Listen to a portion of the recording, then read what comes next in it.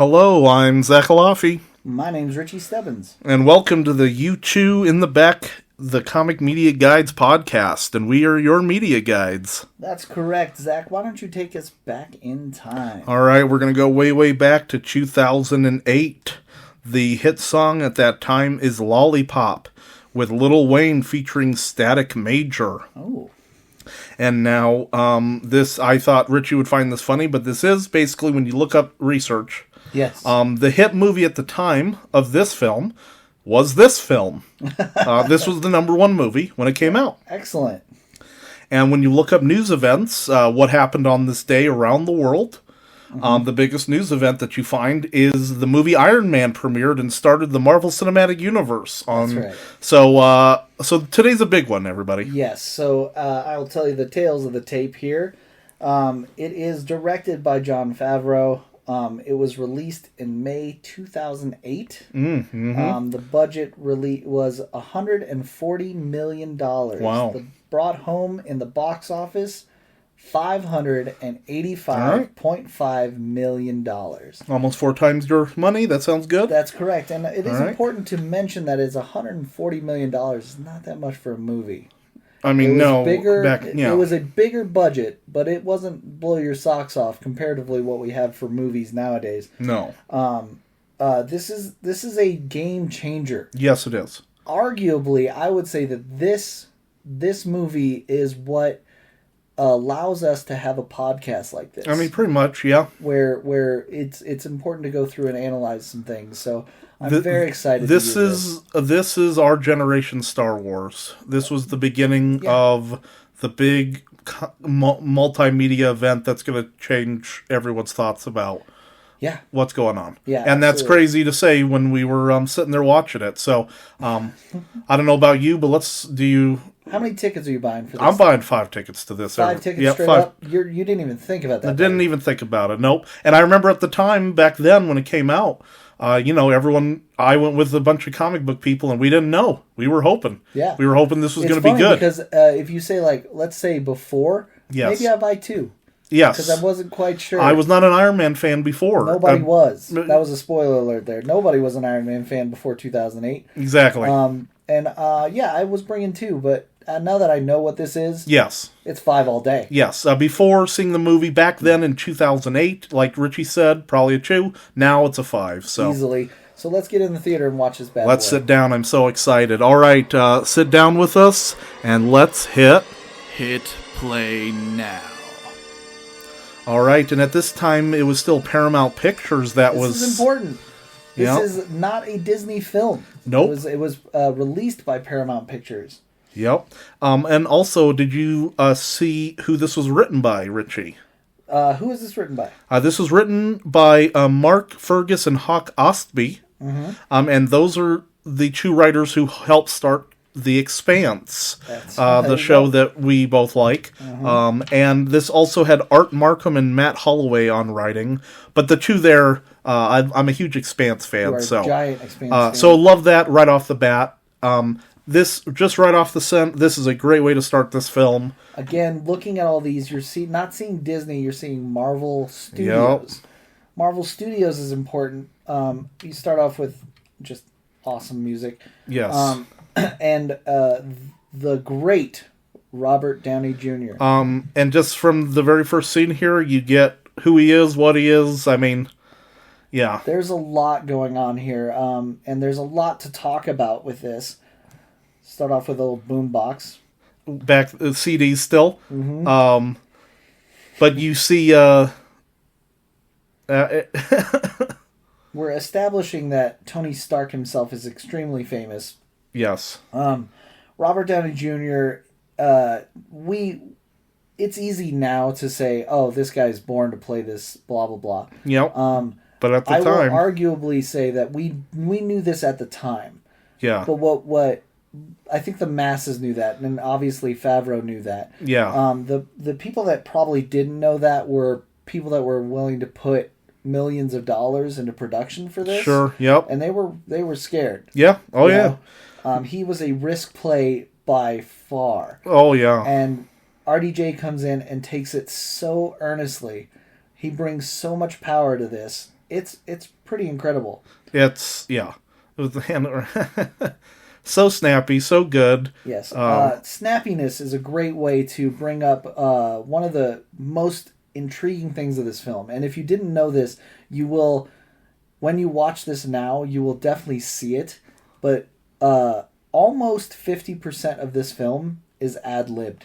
Oh, yes, yep. Favreau, most of the money in this went to special effects, costume designing, shots. Obviously, you're doing huge shots here, and the CG has to be on point. Sure. And Marvel didn't have a ton of money at this point. No, this is the first one. Yeah. So the script is the thing that they took a lax on. Yeah. And Favreau just pushed RDJ and the rest to just kind of do what they had. Keep doing it, yeah. And I think genuinely you can see the scenes in which they're kind of like, fill this time for about 10 minutes, then we're going to get to this point. Yes. And that is all the genius that is RDJ. I'm going to absolutely suck this guy's dick the whole 2 hours. I mean, pretty much.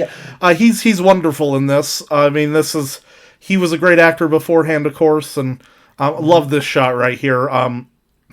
It's his own weapon. Great zoom in there, and very great shot. Very realistic to the comics there.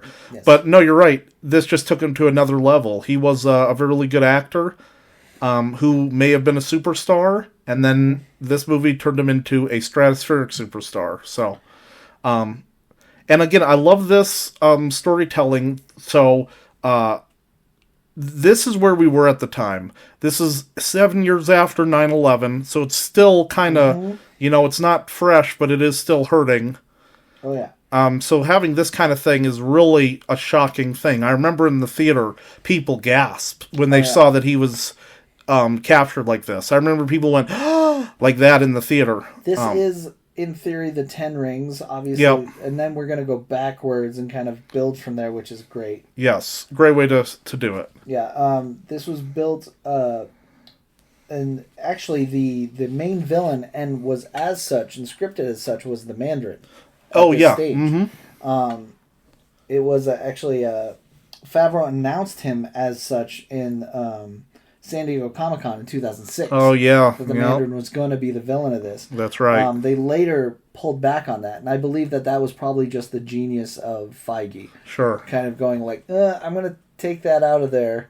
And, yeah. And we'll try to play with that later. And I was going to say is that I think that we'll talk about it later on in the movie, but I think that works for the overall movie. I think it does too. This movie and the movie Gladiator are two movies where you look up the behind the scenes. Mm-hmm. And the behind the scenes were so crazy. Not in a bad way, but we literally have a couple pages, we have the main idea of the movie, but we have to figure out what to say to each other, what's important, what's going to be, and they come out amazing. Yes. And it wasn't all there when they started, which is pretty crazy to see. Mm-hmm. When people say you can't make a great movie that way, it's harder. It's really hard, but it can happen. It can. We are looking at the highest paid actor of this film. Yep. Terrence Howard was coming off of Hustle and Flow. Oh, yes, yep. And he was the legitimacy for the film. Got him Favreau actually wanted an actor named Don Cheadle to play the character, but the producers and things said, no, we have to bring in Terrence Howard to give this thing gravitas to bring people in. Wow. He made, I think I wrote it down here.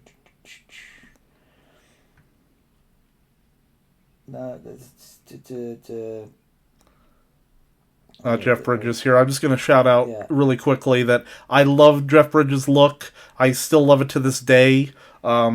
For the people looking at the video, we do have a camera on here as well. I kind of have modeled it after what I do today. I'm not bald, but really short haircut, long beard. That's the way to go. Yes. Obo Daz stayed. Yes, so he made $1.3 million for this film. Ooh, that's a lot. Yeah. You know how much RDJ is pulling for this film? I think he was like just a couple 100,000, right? That is correct. $500,000 that's crazy. Is what RDJ was paid to play Iron Man in the first film. Wow. And great scene here showing how much he doesn't care about awards. Yeah. The editing, he brings him his award. He still wants to gamble. Yes. Uh, That's something else. Just hands it off to somebody. Good luck, right? Iron Man was created by a gentleman named Stan Lee. The great Stan Lee. He was actually based on Howard Hughes, a famous billionaire and aviator who was famous in the first half of the 20th century.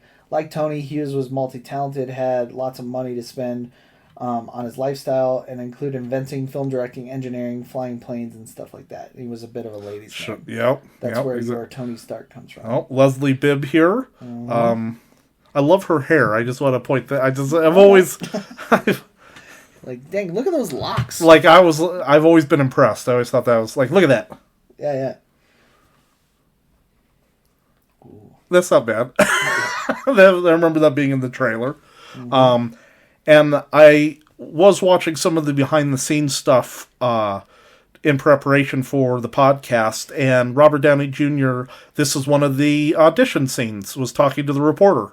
And it was, like you said, way rougher, way different. Yes. He's way meaner, being like, you were calling my dad a war criminal, how dare you. So it wasn't as fun and as, Iron Man-y as this one is. But you see how they changed it from his, tapes to film. 2 guest stars in this are Tom Morello from Rage Against the Machine. Okay. And Ghostface Killah from Wu-Tang. Okay. Ghostface's scene was actually cut out of the film. So you don't actually catch him here. But... Okay. I wondered if that looked like Tom Morello yes. Okay, that's hilarious.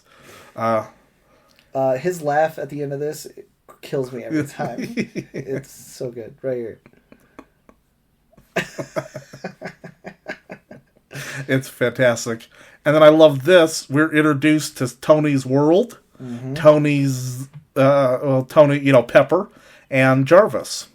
Yes. And I also wanted to point out for listeners of the podcast, I have a pug, and we named her after Pepper Potts from Iron Man. We call her Pepper Pug. And Pepper Potts and Gwyneth Paltrow's performance here fit very strong. Very good. Once I found out that this was mostly ad-libbed, I recognize how Gwyneth kind of comes off as like bewildered by the quickness of RDJ. Sure. Or Pepper Potts is bewildered by Tony Stark. But then feels very stoic and in place when scenes are demanded. Yes. And I think that comes from, not trying to sound crappy, but it comes from the lack of the potential improbability that she has. Yeah. Well, I think I saw something where Robert Downey Jr. said that she could just look at a piece of paper you hand her and she could memorize it in like seconds. Yes. So that's how she got through it. Was like they would go, here's, what I mean? So because she's fully in control of this scene. Oh yeah. And kills it. But later, like when she's co-starring with RDJ here, he is just eating it up. Yes, he is. I find it's because they Favreau gave him the keys to do so. Sure, like, just absolutely. Go, do your thing. And we're seeing that Tony can never stop working. He's always fiddling with something, which is, and we got... this obsession makes sense because right now he's got obsession without direction. Yep. And he is very quickly going to get direction. And once he has the direction, it's to the stars. Exactly. No pun intended there. Yep. And we see that he loves hot rods and all this kind of... Yeah. Ever since I first saw this, I'm like, yes, but there's airplane traffic. You have to tell people that you gotta, no matter who you are, you gotta. Like here, I see especially when he snaps right after her sentence, I feel like you can tell it's ad-libbed. Yes, and you can. I think you're right. You can tell that he's.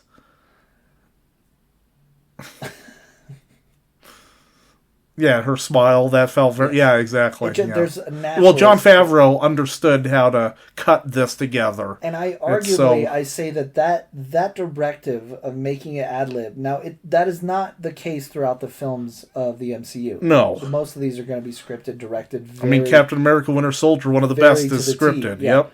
But what I think it does do is it it allows for other films to approach a lightness Yes. that isn't weighted down by the reality of the situation. So, Yes. Well, and I think that's something that Robert Downey Jr. brought, and I think that's maybe something that has been missing recently as of this recording, is, like you said, that lightness. Like, because even when the stories have gotten some craziness or weird places, it's always been, oh, we love Tony, we love Thor, we love Cap, and some of that playfulness is now, I don't know, it feels scripted playful. It's either not there or it feels incredibly scripted to be so. Yes. And back then, it's just all organic. Right, and where especially in this film, it's extremely organic. Yes. And I think it leans itself into the Guns Waikiki era of writing. Absolutely, yeah. And Jon Favreau playing Happy Hogan, his yeah, he got the role, and it actually helped him a ton because it keeps him in the MCU for a very long time. It does, actually, yeah. He at the time, Happy's just it's not a huge bit part in here. It's just kind of like he's there for a couple scenes. Yep, and he'll show up in many, many, many more. Favreau goes on to direct and write the second film, but then bails out on the third. Yeah. Then he shows back up as Happy Hogan, and then he becomes a character that which is just great. Into everything. We're working.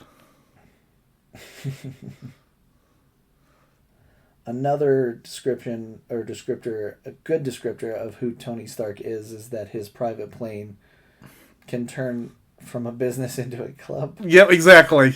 Yes, this is.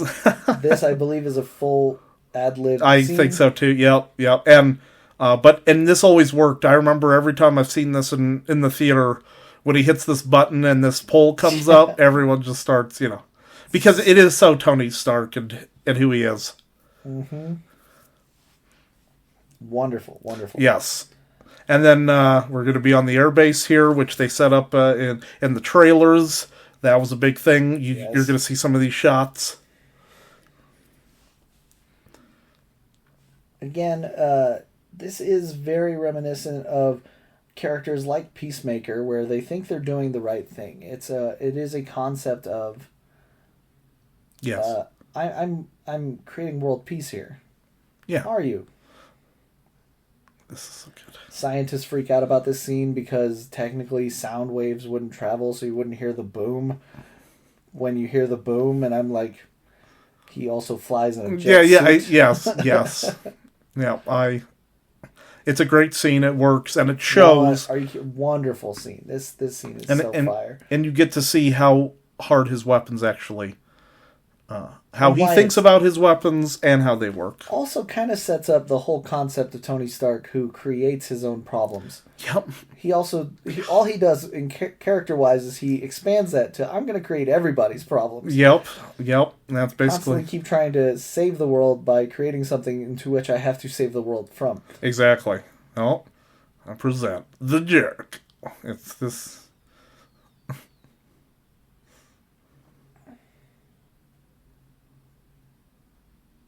Yeah.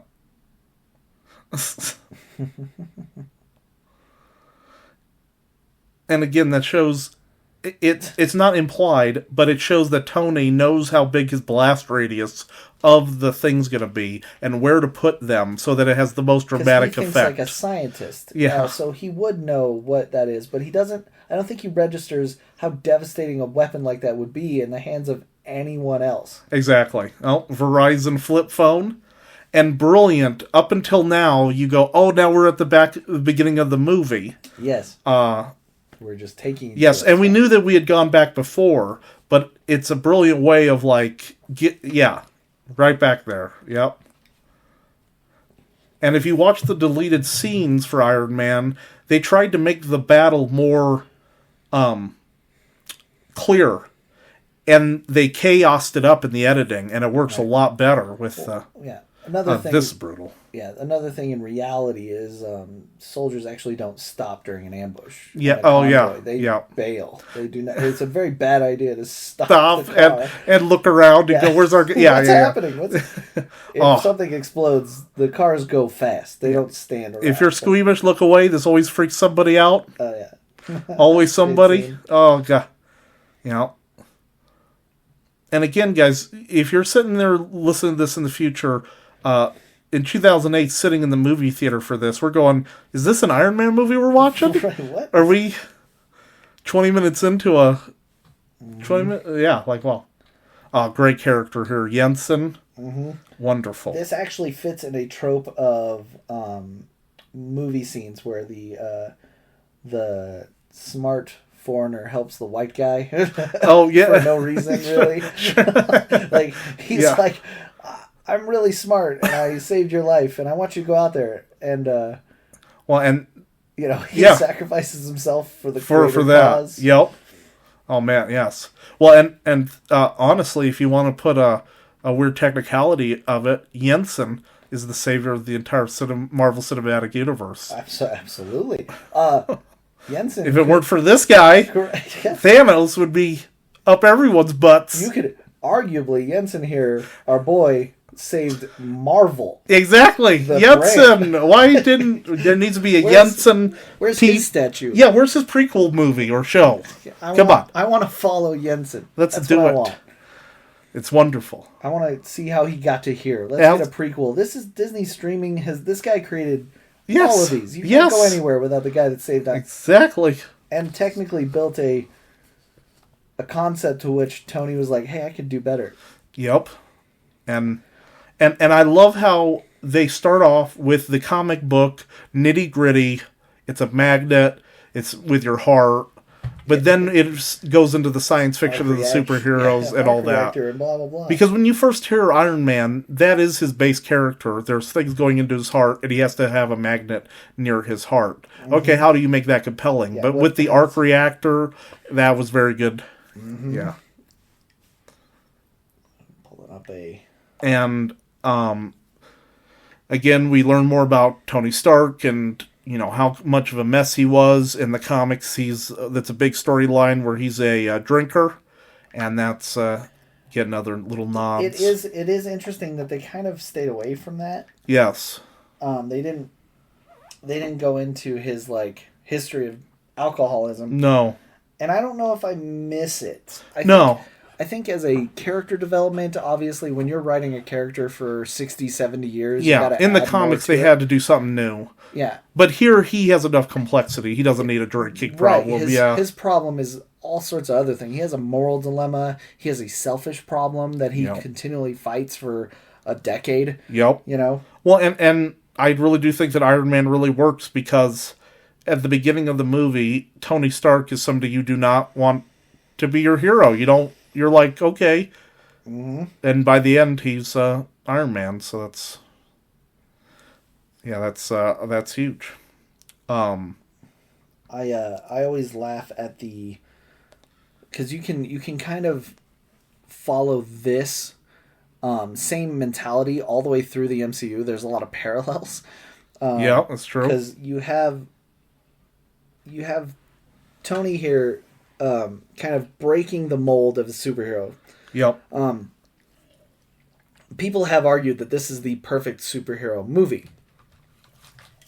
And for a while, it holds onto the tropes of what we knew for origin stories at the time. Yes. But does start kind of pulling the taffy and turning into something brand new. Uh-huh. Yep. With your main character. Totally.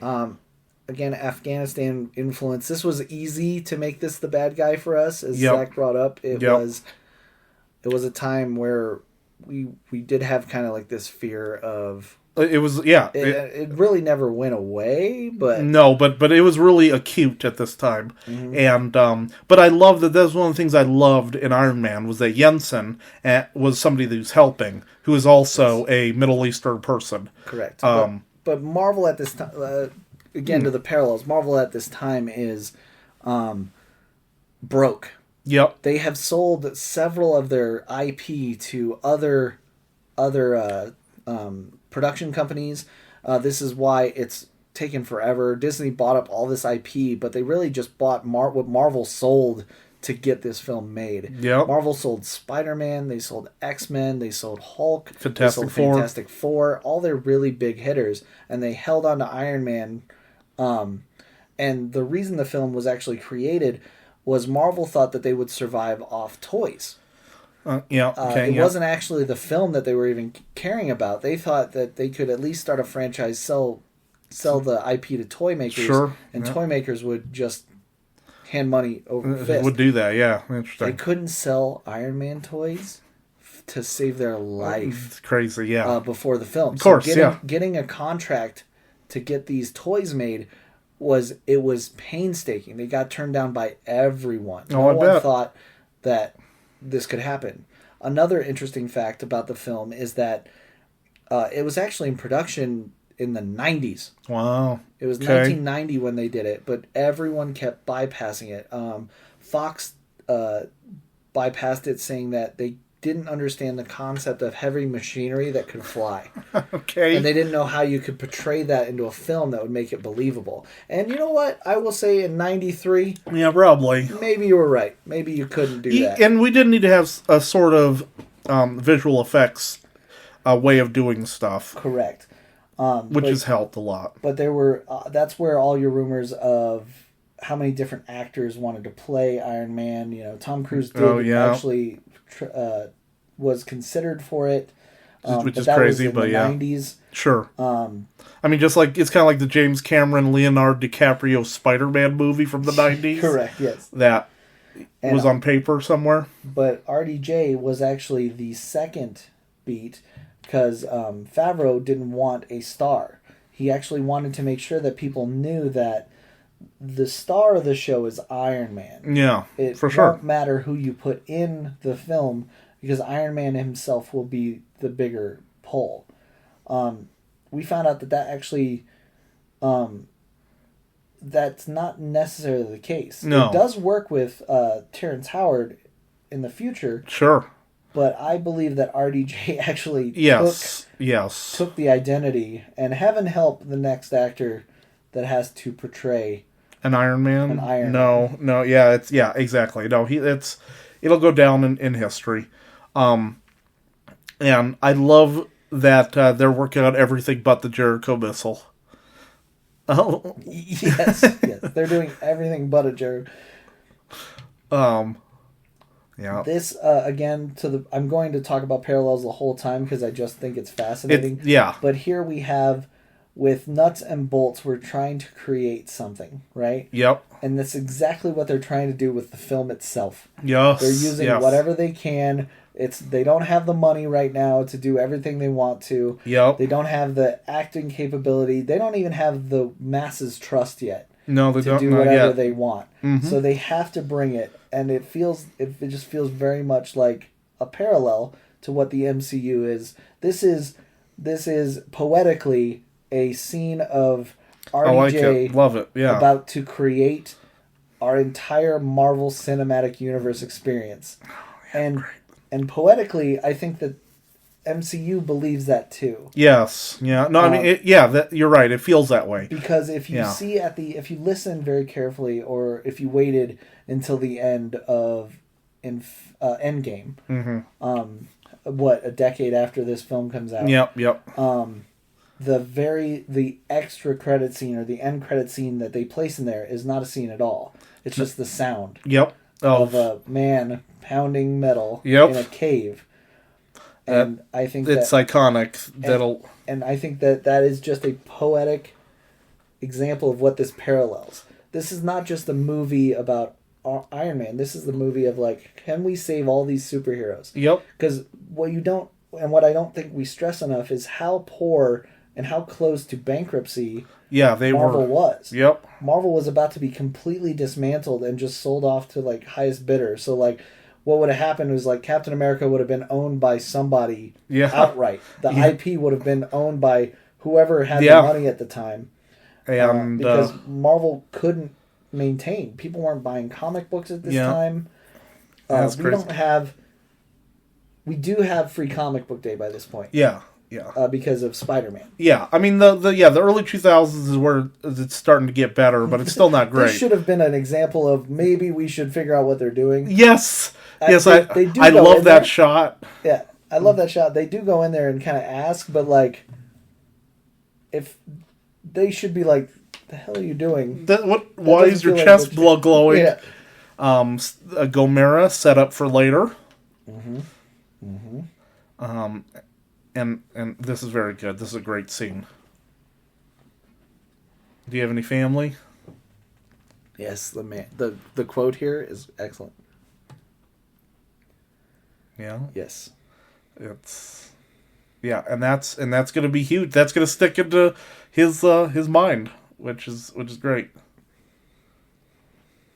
I also wanted to point out that the leader from the Ten Rings here was also the captain on Star Trek 2009. He was the one who gets killed by the Romulan very first. Cool. Chris Hemsworth's captain. Yes. Yeah, he's going to be the yeah. And I love this. Yeah, they're like everything but. That's hilarious, and we'll talk about that more with the Thor thing, but I do remember when they announced who Thor would be, everyone was like, oh, it's the dude that plays Kirk's dad. Yep. And I was like, who? Exactly. We're all like, oh, he's pretty cool. Oh, what? It's upside down. Yeah. This is how it feels like when you have IKEA directions, but... That is correct, yes, that's exactly what that feels like. Yeah, him. That's gentleman that... The only guy with half a brain here. It's like, what does a kicking function have to do with my missile? Exactly. It needs to be created. Yeah. Yes. Like, I'm just going to say this guy's sus. Yes. That doesn't feel right. That doesn't. No. Let's not. Let's go check this. We allowed the glowing chest thing, but I am done. And the backgammon and all the other stuff. But I am done with this kicking thing. The hell are you doing? Explain yourself. But the thing I do like about this scene is that we now see, by the end of this scene, a more heroic Stark. Yes. The earlier one, just from 30 minutes ago, wouldn't have done anything to probably help this Jensen guy. Yeah, he would have taken it very selfishly. Yep. Jensen here has broken our poor man. Oh, yep. Obviously with the trauma that's gone through the ambush, but he's and more malleable, I'll say. But great. It is wonderful. Another thing to point out, seeds-wise, because this is the spawn of everything. I don't think we can overstate how insanely important this film is. In fact, I believe I have a note here that explains how the film, the blah blah blah. It was actually in 2022. Okay. Was selected for preservation. Oh, yeah, in the National Film Registry. Sweet, yep. As a culturally, historically, and aesthetically significant. Yep, that's for classics. And that's I think for huge that things. is absolutely true. This is many, many decades from now. This is one of those films that you can pinpoint, not only, like, obviously it launched MCU, which is a right in its own thing. But I feel like it has changed the way we see movies. Yes. People from here started clamoring. Not necessarily from here. No, but it started the sparks. Yeah. Yep. Avengers, I think, is when they really locked in, like, oh, we need IP. Yep. Somebody find me IP, because I can turn a movie into a franchise. If it's based off, franchise can just do it. Yep, exactly. A much tougher and grittier way of doing that was, and I'll give credit where credit's due, but Fast and Furious. Oh, yep. They've made 10 freaking movies. They really have. Continuity. They really have. Well, and then I was going to say that, we probably don't have, like, Game of Thrones or something because of this. Correct. The Iron Man kicks off this, we need IP now. Yeah. And people, the IP wars are beginning here. And I just can't imagine, like, CEOs like Quesada and stuff like that, where they're like, oh my God, it worked. oh my God, I think it worked. Yeah, it's they were on the cusp, on the brink of, like, okay, we'll just, who wants our stuff? And we're gonna have to hold on to it. This is a Hail Mary. This is a Hail Mary, such a Hail Mary. And they hope that somebody would catch it outside the stadium. Oh, here it is. This is iconic right here. RDJ absolutely building the MCU right now in a cave.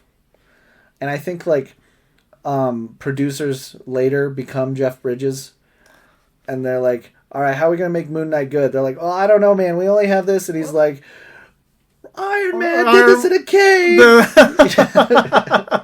Oh, start freaking out. Oh. The smoldering and the, That's perfect. And this is where we point out comic book accurate. Yes. Like, just a thing, I will not give credit. Comic book accuracy did come from, in my opinion, came from Spider-Man. Sure. Because even... Sam Raimi was huge on that. X-Men skirted it. It did, They were like, people aren't ready. They're not ready to see Magneto in his We have a guy with knives glory. out of her hands. Yeah. That'll be good enough. But Spider-Man embraced it. Now, and they only embraced it to a point. Like they didn't feel confident to give William Dafoe the outfit. Which I still think to this day was a mistake. Sure. They retro fix it later by just letting William Dafoe be William Dafoe, which I thought was brilliant. Yeah. But they haven't fully embraced comic book accuracy. Yes. Even as much as I love, and I think they did correctly, Doc Ock.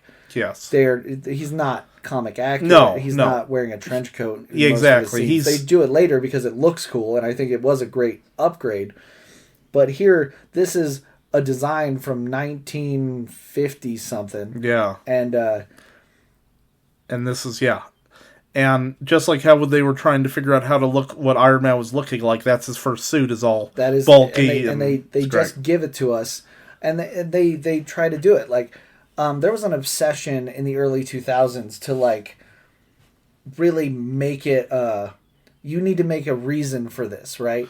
Ultimate Comics with Bendis and things really if you ever want to see where that world was, they try to find an answer. They try to find an answer for every tiny scientific non-reason. They needed an explanation for everything. Why are they wearing spandex? Oh well, that hides them from the mutant scanner. K. Like they needed to explain it, and I understand that was the early 2000s. I understand the reason, but here they kind of just start giving us like, no, they're just in outfits. They really embrace it in Thor. Yes, they do. Which I remember when. Yeah, exactly. Well, and the thing that I like, and I think that Jon Favreau does really well, and I have this a couple times throughout my notes, is that all these different jumps, we have to work for them. He doesn't just invent the machine, do it in a day. Mm-hmm. He gets tortured. He has to figure it out. They don't have time to finish it. Yes. And then every time, and then when the Mark II happens, something's going on at that time in the movie. Yeah.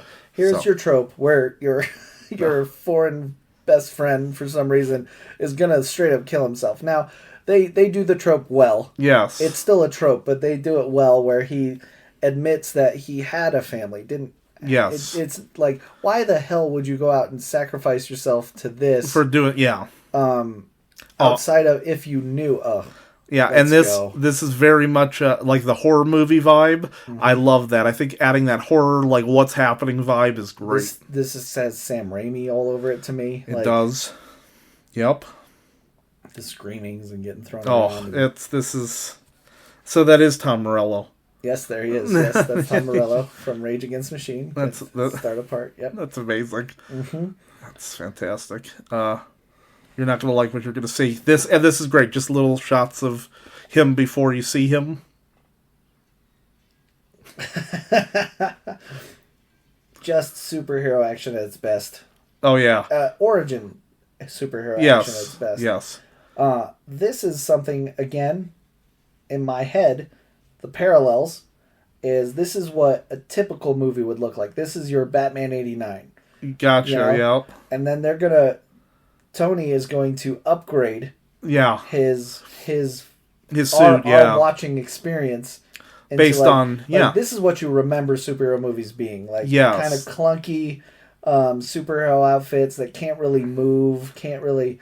Just awful action. You believe it enough, but like, this armor isn't going to look up, i.e. Keaton Batman. Keaton's cowl was a straight plastic mold that wouldn't allow him to move, and you get that here. You do. Yeah, no, that's a good point, we upgrade in the middle of this film to CGI niceness. So now we're going to see what MCU brings to the table. I dig it. I like that. No, I dig that. I haven't thought about that. I like that. Yeah, it was hitting me the whole time as I was watching this. It was just like... Poor guy behind the... Yeah, that was the right move, is run. That was a lot of gunfire.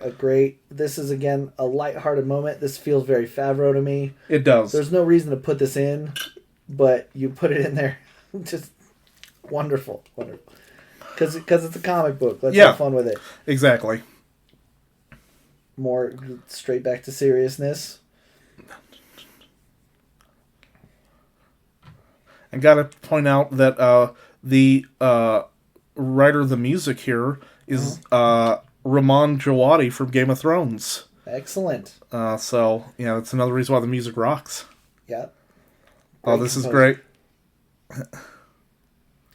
Keeping it very gadget-oriented, I love. Yep. Messed up him. It creates something that I think the MCU is actually very good at, and now doesn't have to do it, but they did in the first phase. They create a concept of legacy that wasn't there before. Yes. Right? So technically this suit should have appeared many, many years ago. Yes. And what they give us is like, look how it would have worked if we didn't have the tech. Sure. And then now they're going to move forward with like, no, we have the tech now, so exactly. Let's go. This scene is one of the best scenes in the entire film, in my opinion. Mm-hmm. This is the heart, and this is what we were talking about earlier. If he doesn't give himself up for Tony Stark, I don't think Tony Stark becomes Tony Stark. Well, let's talk about a seed, right? Here's your seed of a man that says, you know what?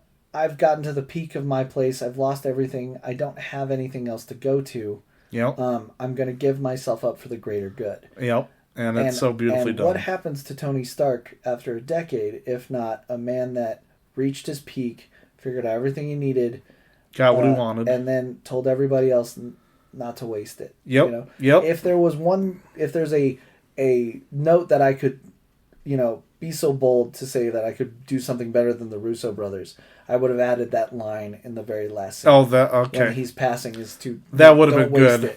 Don't waste it. That would have been great. We sacrificed ourselves. Yes. He says, "Don't waste it." At the end, there's a nice little bow tie. My turn. Great line there too. So cool. No, but that would have been a nice little bow tie for sure. Don't get me wrong, because no, it's great. It's great. I am Iron Man. Yeah, and that, you know what? They may have shot it and they just cut it off. Yeah. Excuse me. Maybe it didn't work. Yeah. Yeah. But this is great. Just blow it all up. Love seeing his gadgets there. Well, he's burning mostly his stuff. Which exactly. Which kind of like Batman Begins, when he's stealing his own stuff. Correct. You're like, you can't be that mad at him. Right, but it's wonderful to see, like, again, another parallel, but this is within the movie, is that he is burning his old life. Yes. Like, he sees the error of his ways, and using his new Iron Man suit, he is destroying his own legacy to rebuild. Yep. Because when we see him next as Tony Stark instead of Iron Man, this rip pull is one of my favorite things. Oh, it's... And the music here? Yeah. The score dies out as he dies down, which is phenomenal. Listen to it die out.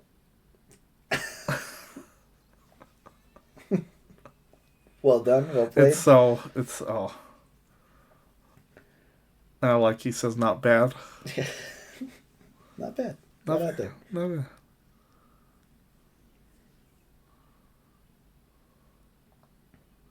And again, all that's like practical. Just put them in the sand. That's great.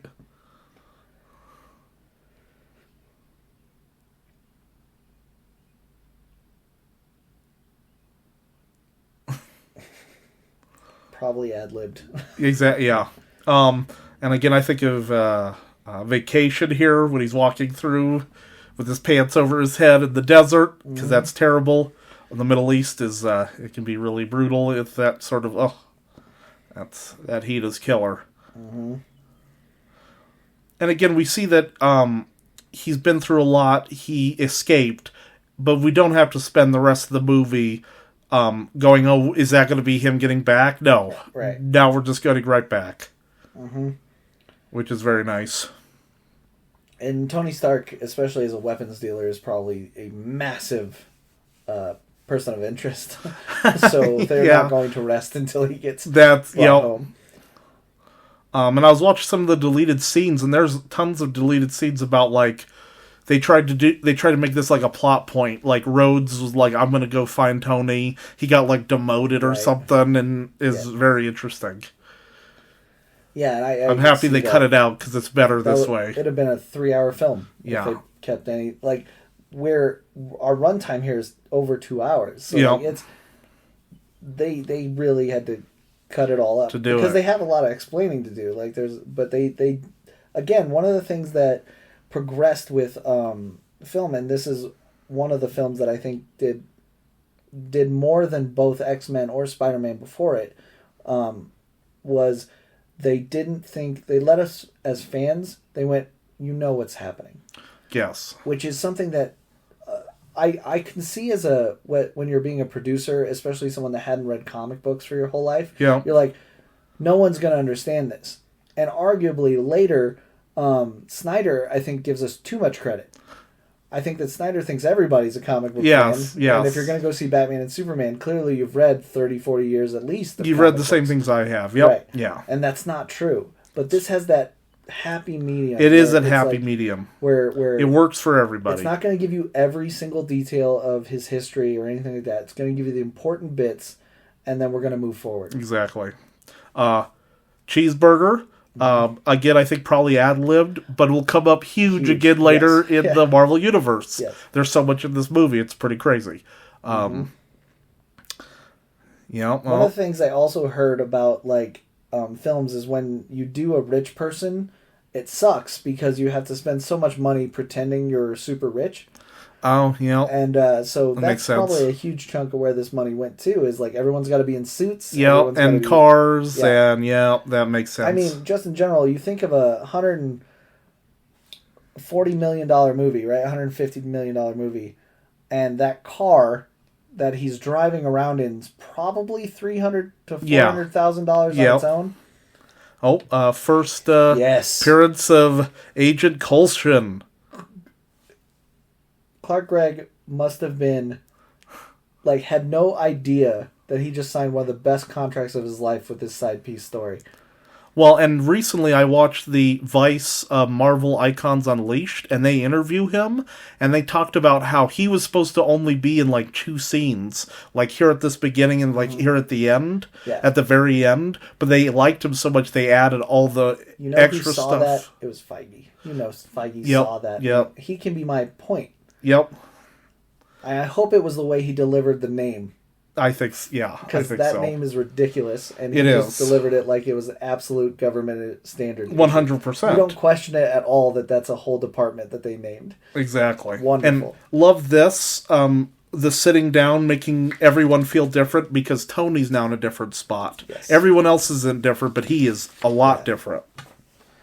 And then as he finds his directive, he stands up, he becomes more verbose. Yep.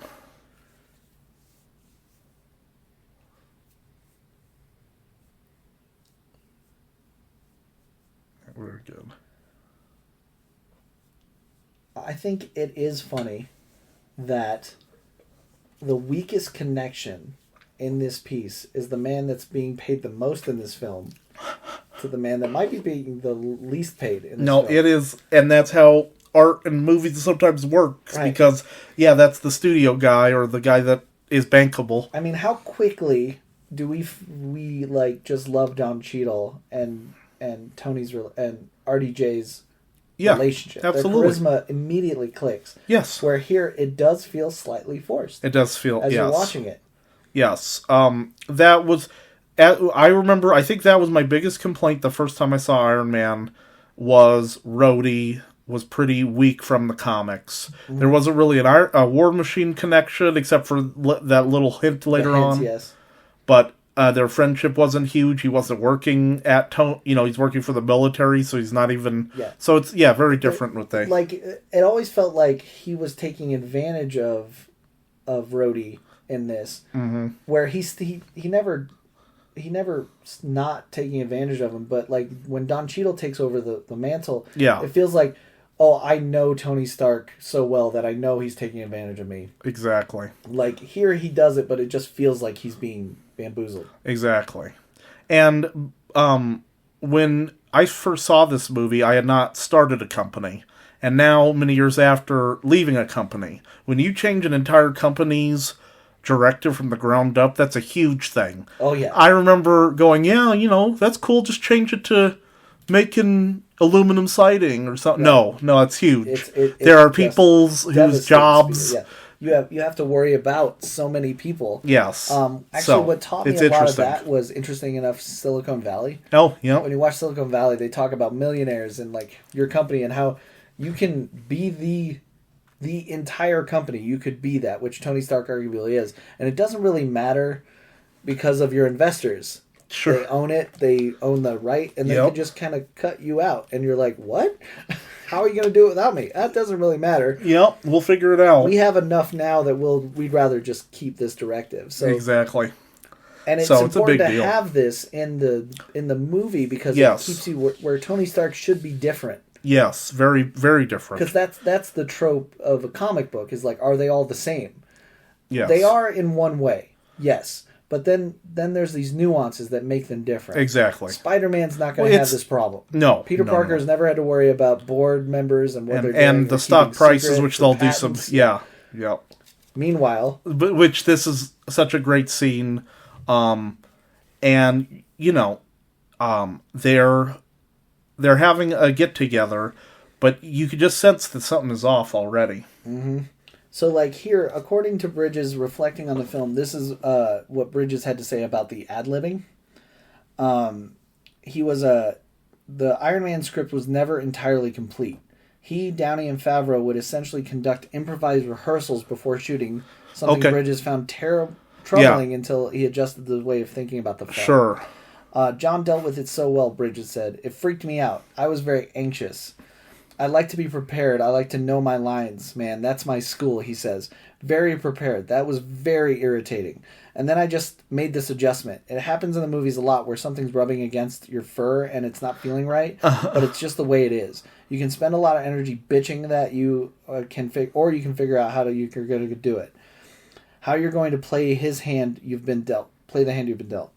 What you can control is how you perceive things and what you're thinking about. So I said, what we're doing here is we're making a $200 million student film. We're all just fucking around. We're playing. Oh, great. And that took all the pressure off. Oh, just jam, man. Just play. And that's how I turned it out great. And I think it turned out great. That's and he did. Yeah, and it did. It really did. I just thought that was wonderful coming from him. That is wonderful. This scene here, so many important things, okay? One, you see that Tony's never going to be happy. He has something he fixed that will work for immediately he gets an upgrade. Exactly. And he does that with the suits all the time. All the time. Yeah. Second, I feel like this is an ad-libbed scene. Yes. And they have a few scenes that they're trying to push the scene forward. Yes. It's just basically operation. It is funny. And I see RDJ just spinning Gwyneth Paltrow here. Just spinning her around. Oh, no, yeah. No, and she does really feel like she's freaked out about. So there's a natural to the loss that she is. Like, it's truly like, I'm just trying to... So listen to her and how she reacts real quick in this scene.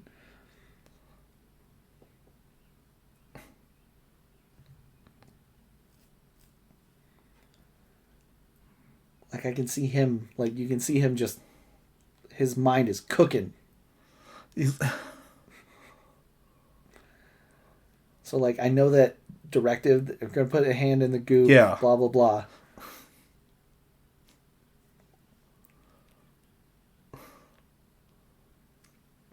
Great sound effects.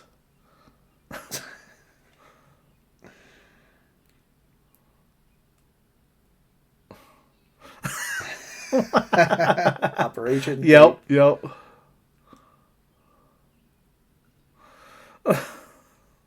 Now he's just going. She's just reacting to whatever he says.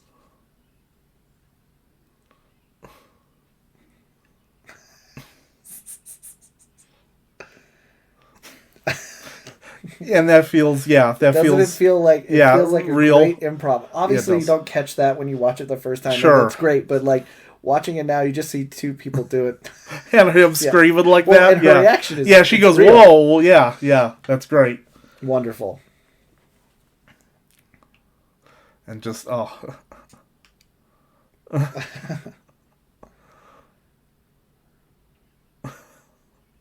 That feels to me like very Gwyneth Paltrow trying to ad lib. Don't ever, ever, ever, ever do this again. Yes, asked me to put my hand. Yeah.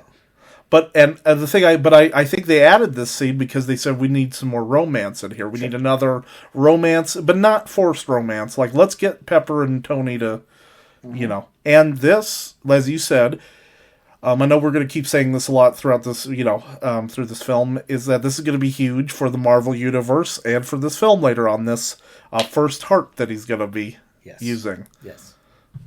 Again, without creating legacy and taking extremely calculated steps to bringing it here. Exactly.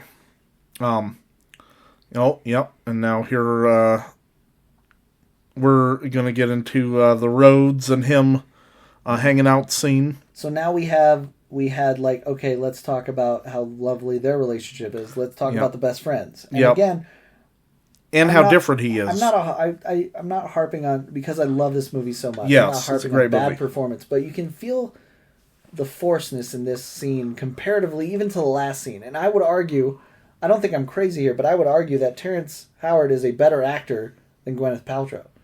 I mean, I said it, but you can tell that there's no charisma here. It's really hard to see these guys as best friends. Yeah, it's a little weird. It's like they're best friends based off of because they have to work together. Well, yeah, and what I get from this scene too is that Rhodes is still so in his old ways, and Tony's changed, and he's being asked by being like, "Go back to your old ways, make his weapons." Right. I understand. Now, War Machine definitely does love his weapons. He does. That's true. Crazy. No. But there's not a friendship link here. There's not an understanding. Exactly. Yeah. The Don Cheadle version of Rhodes, I believe that Tony would tell, if that makes sense. He's so close to him as a best friend, and also that he wouldn't be worried about him going to. I got that feeling from Don Cheadle that he wanted to be a hero, and I feel like Terrence Howard just wanted to be in this movie. Oh yeah, There's definitely that. So that's kind of a difference. I genuinely see Terrence, without knowing anything and being just straight talking to you, I definitely see him as someone that probably didn't pick up a comic book before this and didn't understand what was being played here. No. I don't even know if RDJ did, but I do see RDJ seeing this as his opportunity to come back. Yeah. It was his redemption story as much as it was Marvel's. Absolutely. Yes. Oh, yeah. No, Marvel gave him the keys to the kingdom. He gave him his best acting. Here's and a parallel of changing RDJ. it. He's going to take what you think is a superhero film and turn it into something awesome. Every time I see this scene, I think of Star Wars and Spaceballs. Yep. Keep combing. Keep combing the desert. Keep moving. But great shot here. Mm-hmm. Look what I found. Excellent. Yep. Well, he survived. He's just a little burnt, Put little a messed wrap on up. that, man. You're Yeah, in the he'll be sand. fine. That's got to be awful. He'll be fine.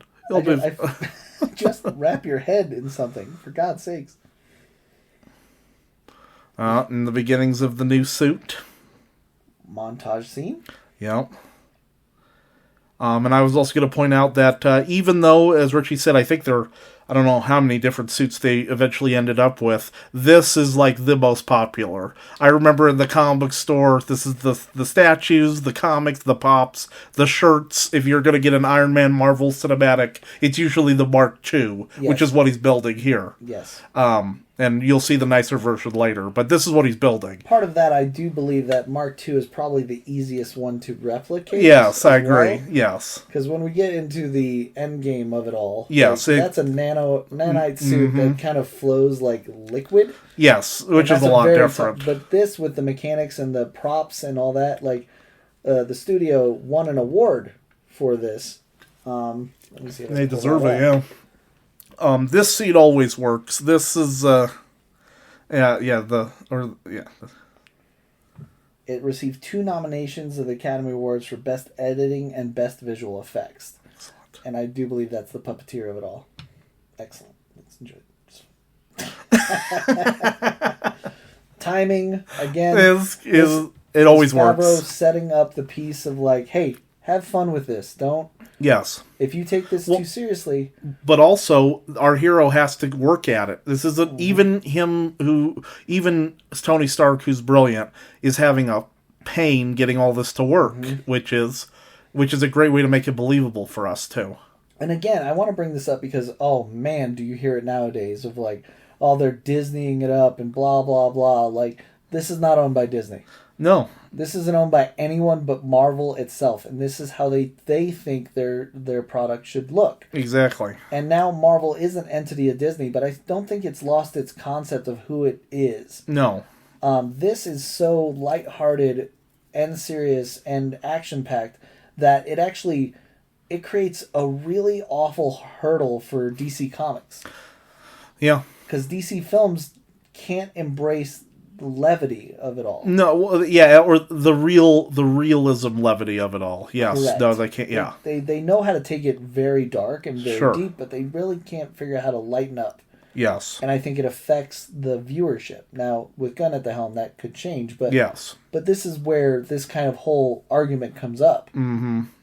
No, and even down to the comics. The DC comics have always been more mythology and mythological, and Marvel was more dealing with street stuff, dealing with taxes, dealing with all this board meetings, as we're going to be hearing in this one.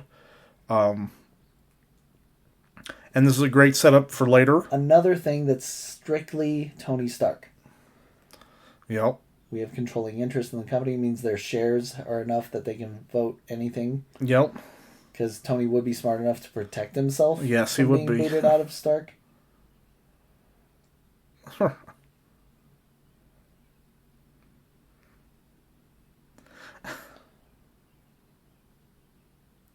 Again, you can feel the ad lib in this scene. Yes, you can. Yes, very much. I mean, Jeff Bridges just. Nope. No. Yeah, and he never gave up that that information. Yep. So which is wonderful. See, how many that whole pieces? Scene, I think is 100%. I think was just like, here, you can have a piece. Like, just create more for the scene to chew. Exactly. Anytime Tony's by himself, I guarantee you it's ad lib. Yes. Well, I was gonna say, looking at the behind the scenes.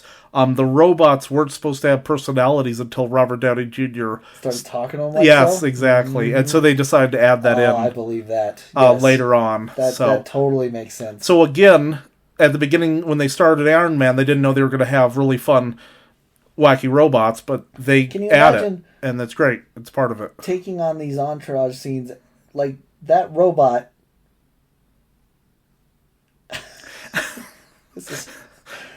Imagine the scene taken straight, like full straight. No joke, no levity in it at all. No, yeah. Does it work at all? No, I think the levity works. Yep, exactly. Yeah. It just carries the scene a little bit more. Yeah. Because there's not much going on here except for them trying to explain, again, something that I think we move away from in the future. They're trying to give you a reason that all this works. Yes. You know? Yep. Because just saying he tech could guy knows how to do this, they're giving you trajectory enhancements and how a jet could actually fire and all that. Yep, and all and how he has to deal with all this. They're using tech from like jet ski. If you've seen those guys fly, yeah. Stuff, yep. They're using that mechanic to kind of show you that it could be done in theory. That's awesome. And then here's a little call out to the classic. That was fun. Wonderful. Great line here. Yeah. Mm-hmm.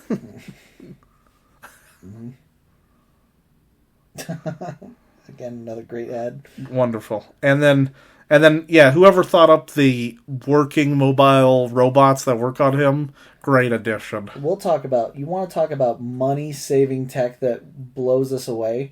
How about a black screen with your star's face? You just do this for huge. Couple hours. Yep. Yep, that's crazy. You're not taken out of the movie completely. No, and you don't do voiceover because you'd think it would just be the Iron Man suit with him going, "Oh, hello." You could do it the Mandalorian way. Yes, you could. Where you just hide your actor completely, but you paid for RDJ here. Yep. So you're going to use him, and what a wonderful thing where you can go all CGI in the. There are two suits here. There's one full rubber and one full metal. Yeah, that was designed here. But you get all your RDJ goodness right here. Yes, you do. Yes, you just throw a couple non sequitur like digital. Well, and think about if they didn't have what's his name as Jarvis, because Paul Bettany. Yes. Yeah, because that was somebody else before they hired him, and it, like you said, it all has to work, and it all. Yeah, this is great. Showing and I really think here's the moment. This is when you believe Iron Man can fly, and now we're cooking. Again, now we're in Marvel. Yep. This is Marvel. And how good is RDJ? Selling it all with his face.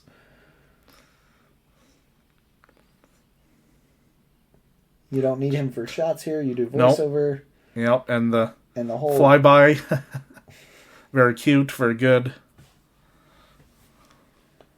Just showing off his tack here. Funny. I wonder whose kids those are. I bet you if I look, there's. I bet. But yep, this is where it.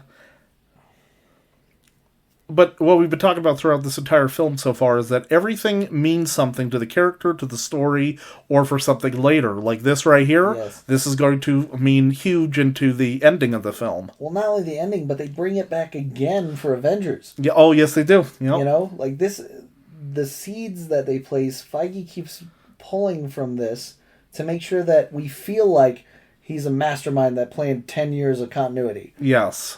In reality, he's like every other comic book creator on the planet, where they read a bunch of stuff from the past and go, I can bring that in. Yep.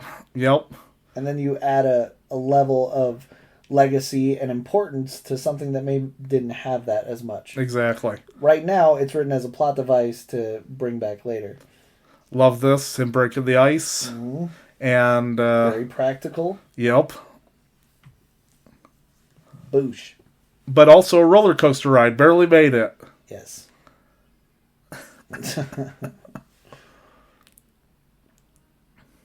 And you can see that it's fun to be Tony Stark, which you and I have talked about our love of the dark and gritty superheroes, but there is sometimes you need to have the guy love to be a superhero too.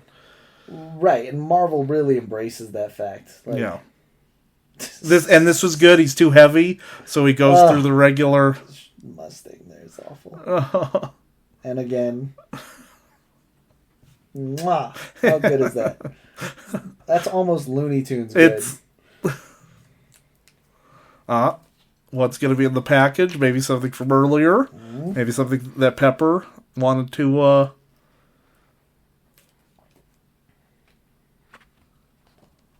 And again, this feels very real, very emotional, and I don't know if it was going to be on the script day one. You know what I mean? Mm-hmm. So that's very interesting. Proof that Tony Stark has a heart. Mm-hmm. And the funniest part is that he only kind of does right now. Exactly. He still hasn't fully grown into the Tony Stark yet. He doesn't, by the end of this film, he's only kind of there. Exactly. Eventually he will really get there. Also, what do you think about Pepper going into that person's Michael's? Hey, this is my boss's heart magnet. Can you put a little round? The Stark Company has enough tie-ins. Like, she went to in-house is what you're telling me. She didn't go to. They probably went to Hammer Industries. Yeah, instead of Oh, that's another thing about who was considered for. Oh yeah, that's right. Iron Man. Yep, Sam Rockwell. Sam Rockwell was supposed to be Iron Man. He does not. That's hilarious. That's what Favreau wanted. Rockwell first, and then found RDJ would be the perfect piece, and then he really is really good on Iron Man too. Rockwell's great, love him, but I'm happy Robert Downey. Yeah, I think everyone knows. Like, yes, at this point. Even Rockwell goes, oh yeah, it's that his was not character. my part. And this scene I like. So this is to give the costume some time to build up, but also for Tony to get back into the world, try and, reestablish his place. Yeah. And he's given a perfect opportunity when the TV tells him no one's expecting him to show up here. So he goes, okay, I got 5 hours or whatever. Yeah. Again, gold was a reference to his first appearance. Yep. He was an all gold robot. And this is a nice little clever way to put the red in there. Mm-hmm. Again, we're still in that era where they really have to explain everything. Like, he can't just make a red and gold suit. Like, let's give him a love for hot rods. Exactly. But they did it cleverly with making it well. Yeah, with him. That used to be like how you knew the comic book movie was good, was how well they could explain all the nonsense that are in comic books. Like, how real can you get it before we just have to ignore it? Yeah, exactly. Again, I don't think we're there anymore. I think which isn't. Yeah. If you watch the series Moon Knight, they don't go real deep into like why every minute detail. No, they don't. Why is he all white? Why not? Yeah, why not? Why does the god pick? Yeah, exactly. Yeah. And this is we're gonna get our fairy first. Yes, not our first Stan Lee cameo, but the setup. There it is. There's Stan Lee. The legend. The very first of the Marvel Cinematic Universe. This is the first time he stars in his technically a film of which the IP rights and everything. He's part of it. Yes, which he will do for many years, almost 10 years, all the way up until even post. Yeah, I think it was post his death. He did a couple of them after that. Yeah, so love this scene. But if you have a sharp eye, he's still in Fantastic Four and X-Men. Oh yeah, okay. Yep. The scene you were saying. The scene. Coulson. We're seeing that. There's some other entity that's hiding in the background. Stark is getting out there, but he and us, the audience, is going to be wowed right here. Wow. Gwyneth Paltrow in that. Wow.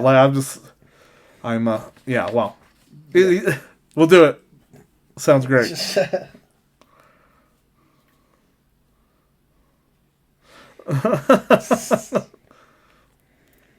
Again, Coulson just delivering lines as simply as he can. He's great as the straight man here. And it's working. It's hard to go back and recognize when you first watch this. Yes. How well those scenes with Coulson work. Yeah. He provides this weird mystery, but also comfort.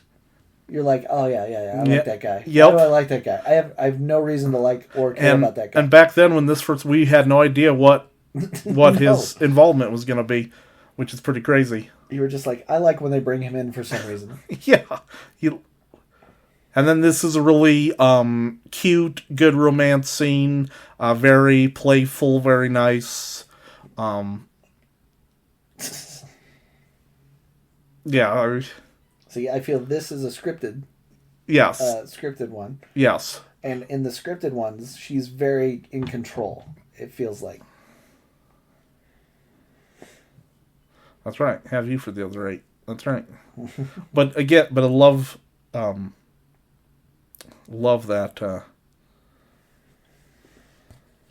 How the little because the little stuffy, and Coulson's still watching. That's great. Yes. And again, one of the things that I think one of the things that you got to do is you got to humanize. You got to bring your characters into something. And this is a realistic human emotion. The awkwardness of whatever situation it is. But, this is great. This is completely fine. Yeah. I think this is an ad-lib scene. Yeah. She's running it. He's reacting to her.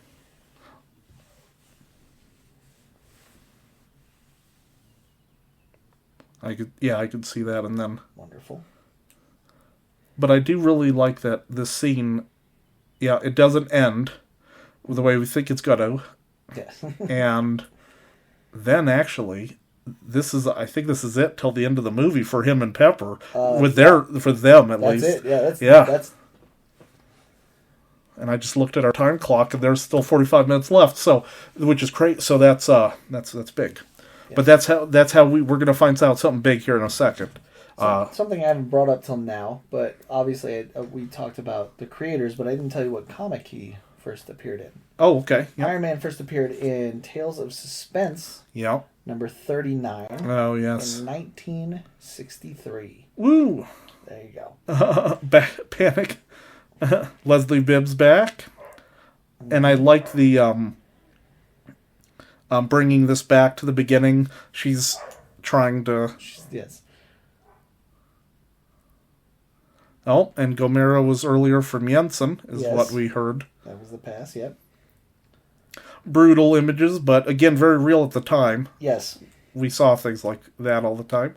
It was real easy to give us a villain at this point. You didn't need to give us a ton outside of like, ooh, this deserty place with weaponry. Mm-mm. Exactly. Angry. And also, I saw behind the scenes, this was a scene that was scripted, but the way they did it, they ad-libbed it together until they figured out how to do it. How to actually pull it off. Originally, it was supposed to be like a fight, like he's supposed to shove him, you push me out. No, and they did this sort of like take a picture, silent, like they figured, it's great, brilliant. Yeah, again, subtle and very, very Tony Stark. You know, Cap in this situation takes a swing. Yep. I think. You know, Hulk obviously loses his mind. And I love that she's standing behind this entire time going like I'm in this scene for a reason. I think. It's like, hey, the other guy at the company's gonna... Okay, now I'll walk away, I guess, awkwardly. But he's all alone. But I do love that scene because now he thought that he could go out and have parties and dance with girls again. Yes. And pretend like it doesn't matter again. And he realizes that if he wants to live this sort of life, it always has to matter. Mm-hmm. And that's what this next scene coming up is going to be about. Yes. Well, we're about halfway through to the actual film now. The conflict that actually comes up. This has mostly been origin. Yep. Kind of like... But he's been working on it, and now I think he's ready to... Now he's going, okay, yep. Now so he's getting angry. Scene. Dang it, I like him. I know that, again, we're starting... Hot takes. These are hard takes to deal with. I know. I'm going to say it, Zach. RDJ's good in this. He's very good. I don't care what happens to our podcast. I don't care if people stop listening. RDJ's wonderful as Iron Man. The thing that I tell people is that I am not an Iron Man comic book huge fan. Mm-hmm. I've liked some of the comics. Yeah. In fact, I think the last couple of years the comics have been really good. Yes. But when this came out, was I an Iron Man comic book fan? I will tell you 100% I was not. If you go back 6 months before this movie releases. Yeah, you're going to have like 15 guys who came into the comic shop. There are 3 or 4 people that are dedicated. Diehards. Loved him. Yep. But you know what? And I say that I think that our Robert Downey Jr. and this Iron Man takes that character to a whole new level. Like, when someone says, do you like Iron Man? I go, yes, the Robert Downey, this Marvel Cinematic, I think is going to be I think that they gave him a legacy that now has to be respected. Absolutely. When you take on, like, taking it towards the comic books, you have to respect this level of experience or expectation. Yep. Now, when you go to write Iron Man, exactly, you will be judged against it. This is so good. So good. Right here, this is money well spent. You can tell. And again, you could see they're showing you the screws going in. They're showing it's not just he puts on a suit really quick, which I love. It's fun in other comic books, but for Iron Man, you got to make sure that the suit works.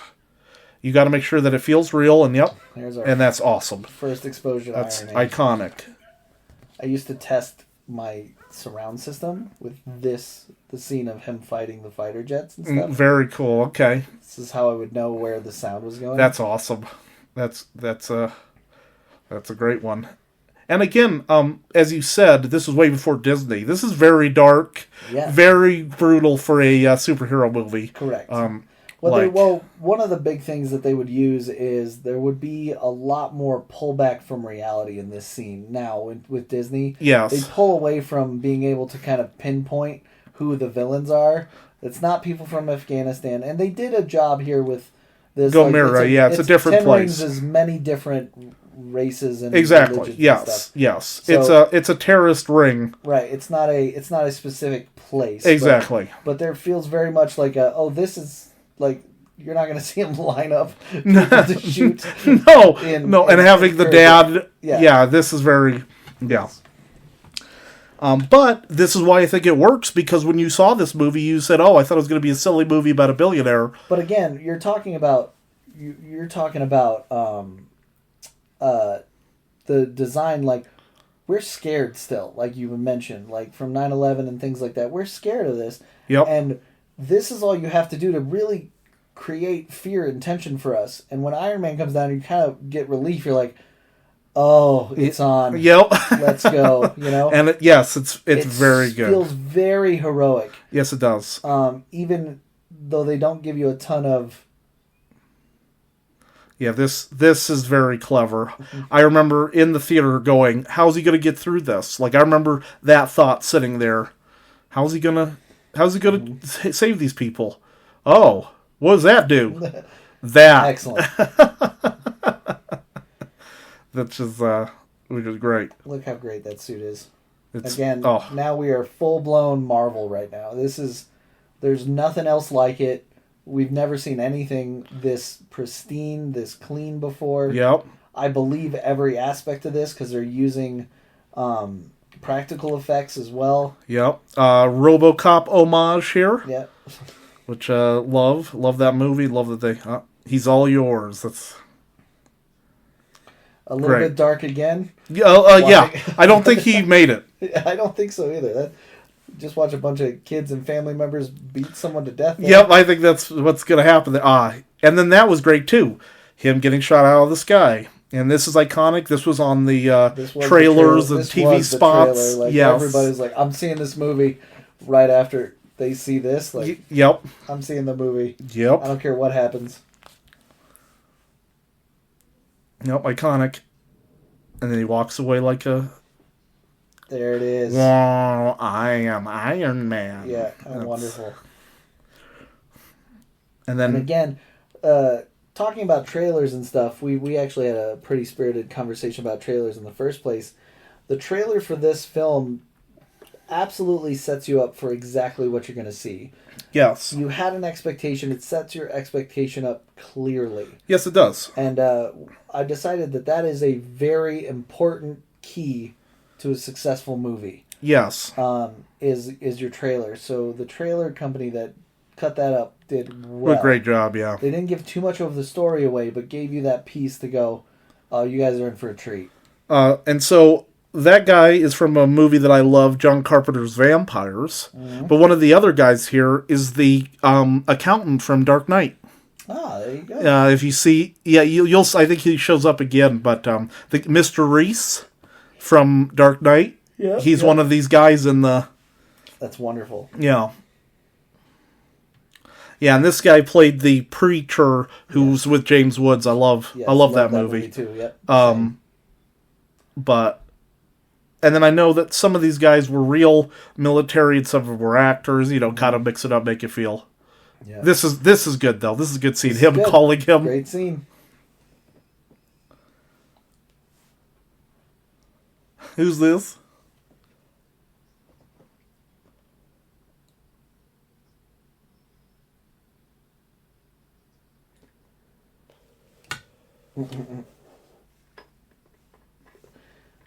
Again, just a little forced. Yes. But outside of that, it's so good. RDJ's just RDJing the hell out of this. Absolutely, yes. Well, and the scene is really fun because how is the military going to react to this? Oh, yeah. Nope. Nope. All right, cool. Again from the trailer, yep. This is works. This is a great scene to adjust your living room. I'm gonna have to. If you ever get a sound system, wow. This is what you need. I've got no idea. Yeah, that was him for sure.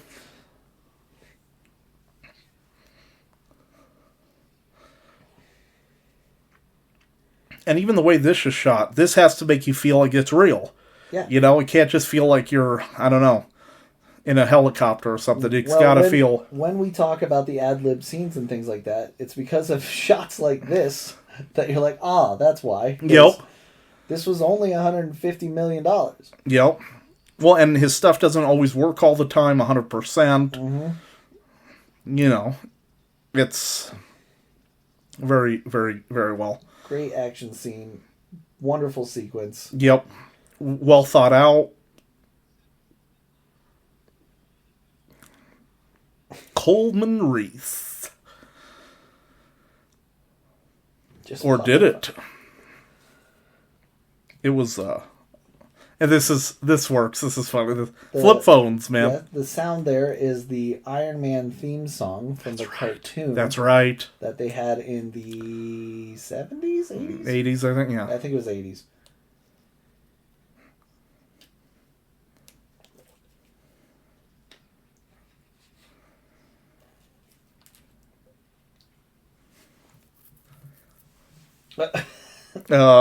Well, great, way to show that. A man, an Iron Man. Yes. Hold on. And again, this works. The hero is trying to figure this all out, messes up an airplane, puts somebody in lives in danger, but he saves them. But again, I love it because, like you said, for many years beforehand, we're like, we don't have time for this. The superhero has to be perfect at everything they do. Yes. And then that'll make them a hero. But that's not what makes them a hero. No. Another thing that they've changed. Yeah, like this is contrived that the chute wouldn't open. But we need to show that Iron Man's gonna go back and save him. Easily. And that's what this whole thing's about, is saving people. So the point of the scene is very much needed.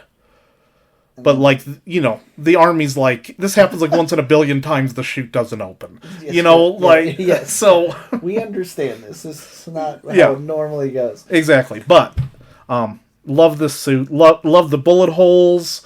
All the camera angles on this is killing me. It's just...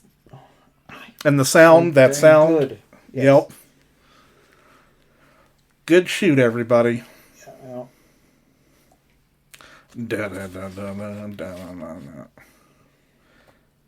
And then again, the editing and the jokes have worked so well throughout this movie. Like earlier when he was gambling, this cut where he's like, it's a training exercise. Yes. This really works. No. Yeah, right.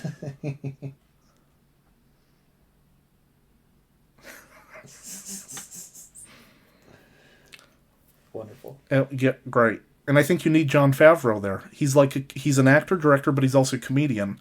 So he understands that you'd need to have a second and then hit it with the joke. Point. Yes. Look at this. Look at him. Yeah. He popping both collars. That's right.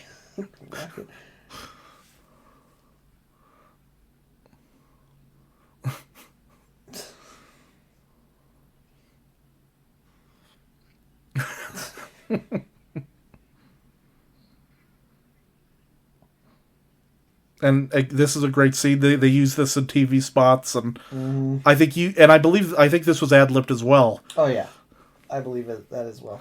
Captain America's shield, that was a big thing. People were freaking out about that at the time. This is the worst thing. That was in the trailer. Great, brilliant. Now I feel like when they were editing, we're like, now let's hit the villain, and now let's get to the end of the movie. Yeah, we've accomplished what we need to. Let's move to the point. Yep. Big reveal. Yep. And like we were talking about earlier, yep, exactly. Stain is the main villain. You've kind of felt something off the entire movie, and now we know he's the main villain. And like Richie said, originally he wasn't going to be the main villain, and they shot for a while. But I think that helps the audience because we didn't feel like here's the villain from the very first. Didn't point it out. No, it's not exactly jarring. I think they added that one tiny 5-second scene where they just see Jeff Bridges with a pop collar. Yes, clearly you pop your collar when you're about to go to bed and do evil. You're wearing your bathrobe and sipping tea. Exactly, and just showing an angry face gives you this this transition isn't as cold as it should have been. Yeah, exactly. Which is good.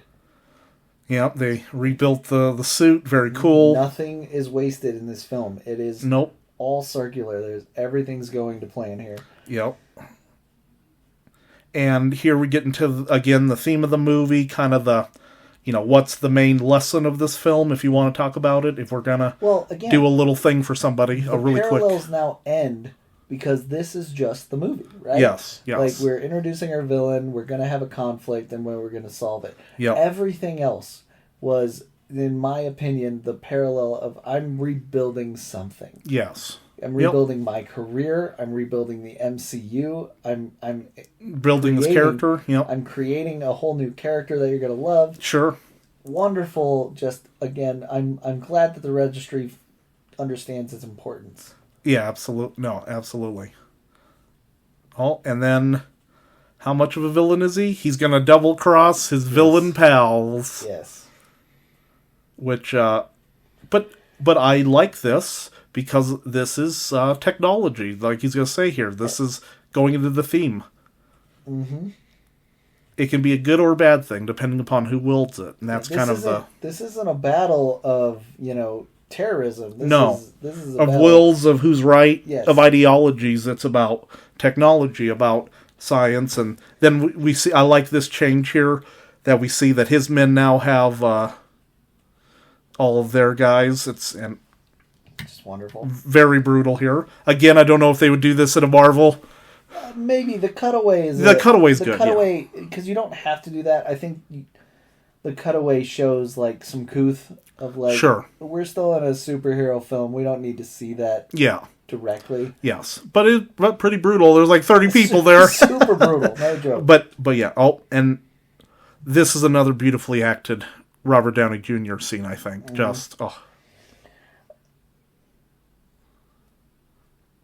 Again, yeah, we're setting into the plot here. Pepper's not just a complete waste of space. Like, they're giving her stuff to do. Yes. But she's not happy about it, which is, Mm-hmm. Yes. Yep. Making the right choice. So good. And I do like, again, that even though she has come along a little bit with him, mm-hmm. he still needs to tell her how much he's... Yep, there's nothing. Yes. This is it. I'm driven. This is it. Good or bad. That's what happened to me in that cave. The thing I enjoy about Pepper is, and I think that there's a potential here that, again, something that Tony Stark, the character, has to worry about, that Spider-Man or Peter Parker never has to worry about, is he shuts this whole place down.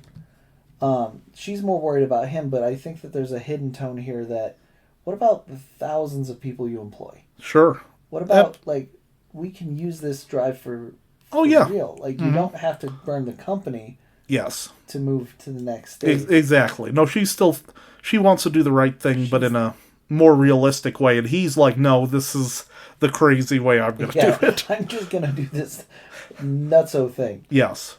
And I love the subtlety, like you said, and it's not that she doesn't care for him as the new person. She does. But she doesn't understand the depths of where he's at. Mm-mm. They're in different spots. At this moment, yes. And eventually they'll get back to RDJ acting his ass off there. Oh, I was going to say one of the best acted... That and the Jensen scene, I love those scenes. Those scenes are fire. And now I love this. This is where I think Jon Favreau shows off his thriller chops. Okay. Very simple. We've seen this a million times. Go get something from the computer. But how do you do it? New, different, interesting. And he added the everybody knows everything's going to be happening and the awkwardness of the villain. Mm-hmm. But I just think that this is his like Hitchcockian moment. Yes. And he needs to kill this to not make it be cliche or like, oh God, this is the scene where they go in and she gets all the info. Sure. No, it's a great scene and it's down to the directing, I think. Like you said, man, simple project. The intensity and the tenseness of this scene is by direction. Yes. There's nothing else going on outside of her just kind of looking at a computer. Exactly. Of course, Bridges and Gwyneth's acting chops are highlighted here.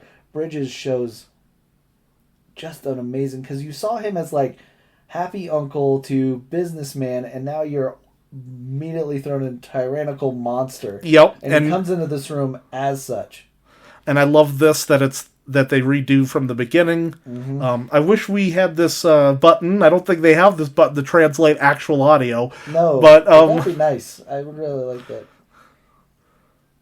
And it's in his own voice, but that's it's wonderful.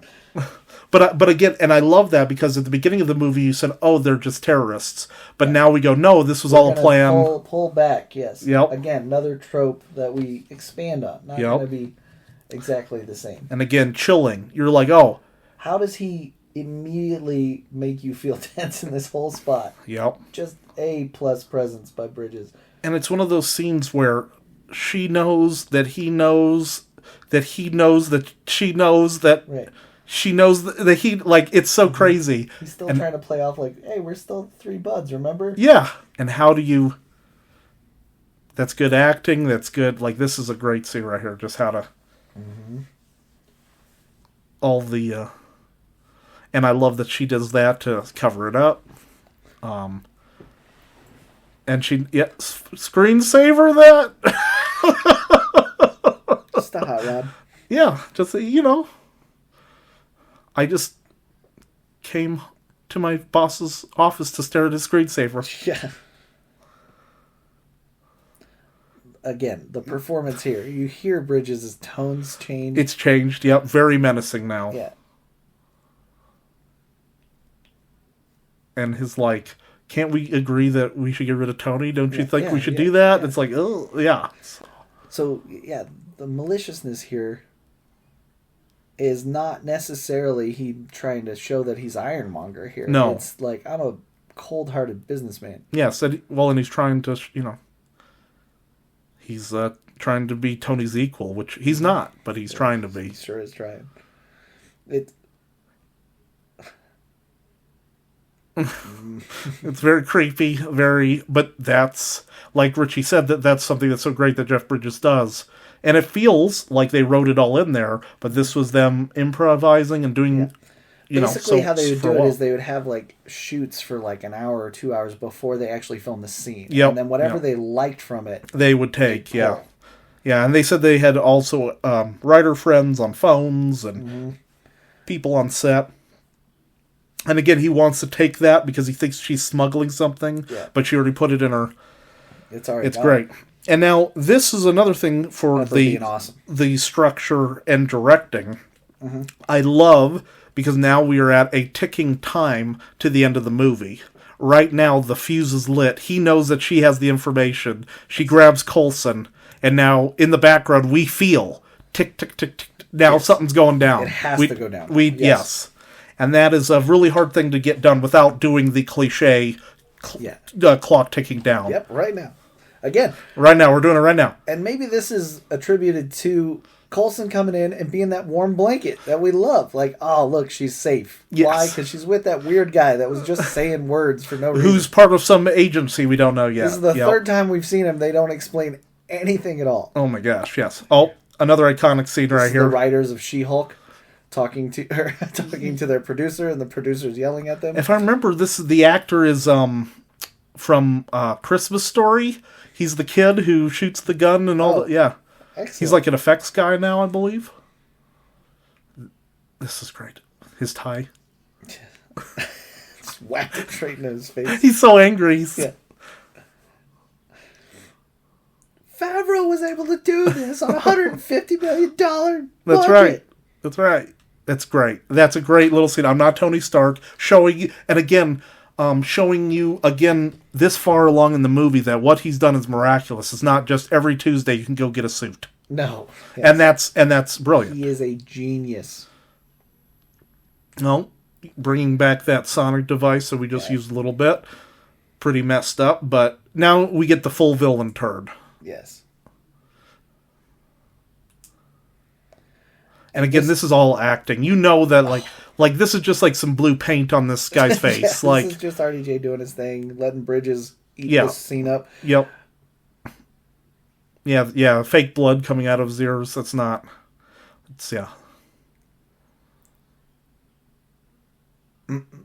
take out my AirPods here. Oh, okay. So officially, we know again. Yeah, you know what's... And I love this angle. It's a 66 villain angle. Yes, yeah. This weird device that just rips us out of his chest. It's awful. It's really awful. It's like, it screws. This is like the guy who takes the screw caps and like bangs it with a knife. Yeah. You're like, just unscrew it, dude. Great, yeah. And the lights, that's great.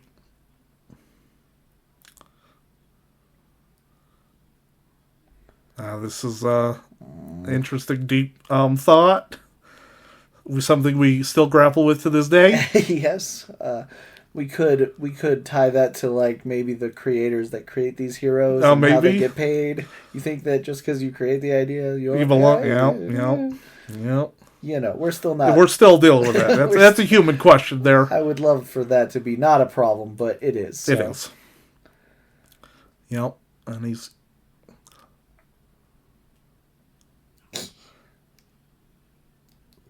And it is. Yeah, but he has so much more to give. But. And officially, it really is, basically. And that's the thing I think the Marvel Universe has done well, is that they've used the past to always inform the future, too, so that, like, you hear this now after 20 movies, it's still like, you're right. It adds a depth, and it makes it almost impenetrable. Yes. Like, it becomes a unit. Yep. Like, nothing can be done without the other, nope. right? Nope, and exactly. This movie sets everything up, and they keep pulling from it like a well. Yep. To give stuff, even sometimes it gives clout where clout's maybe not even deserved. Yep. So it's a great plot device. Well, and, no, absolutely. Oop. He's not gonna like that. Yeah. And then I like how he brought a special little carrying case. I love that. Yes. There's only one of these, but I have a carrying case. I hope that after this day, Tony decided to like up his security. I really hope so, Jarvis too. Yes. I just feel like letting him walk into his house without. He has the Iron Man suit downstairs. Yeah. And luckily, the guy's just obsessed with his arc reactor. That's hilarious. Oh, and yep, hero moment down at his lowest. He's trying to get to his shop. And again, nothing wasted in this film. Nope. Because what is he going to get? What can help him at this moment? And if we remember back, he already has one of these. Mm-hmm. And boom, brilliant shot, brilliant. And again, does he get there 100%? He doesn't. He has help. And then he saves the day. Love. Yeah, another thing that was created on the fly, because these robots did not have personalities until... Yep, and I love that. Mm-hmm. Yep, and that glass, she's going to have to go back to them and ask them for a redo of this later, but that's okay. It's fine. Yeah, and this is the moment okay. So this scene doesn't exist without the concept of without Robert Downey Jr.? Yeah. Again, just more genius stuff. I mean, and I think they added all of this was added, and again, we're just seeing hints now of what Jeff Bridges' suit's going to look like, not just straight. I love, it's very cool. And I again argue with my poetic parallels. This is the new era of the superhero fighting the old. Okay. With a giant mechanical. Crazy. Yeah. Just not quite what it could have been. Sure. Not exactly where we want it to be versus what we have and what we're going to get. And I also love that, he can only think that's as sleek as he could get it. That's as sleek as him and his guys could. Which I love. Yeah. And we're going to be getting a reference here to War Machine. These are risk throwaways that are being placed to, like, if we do have a success on our hands, where can we go next? Yep. And I remember when this came out, people were like, is there going to be is there going to be 2 Iron Mans in this movie? And that's not going to be enough. Are we going to get War Machine? It was so quiet. So quiet. The secrecy of this was huge. Yep. And it had to be, because they didn't know what they were doing.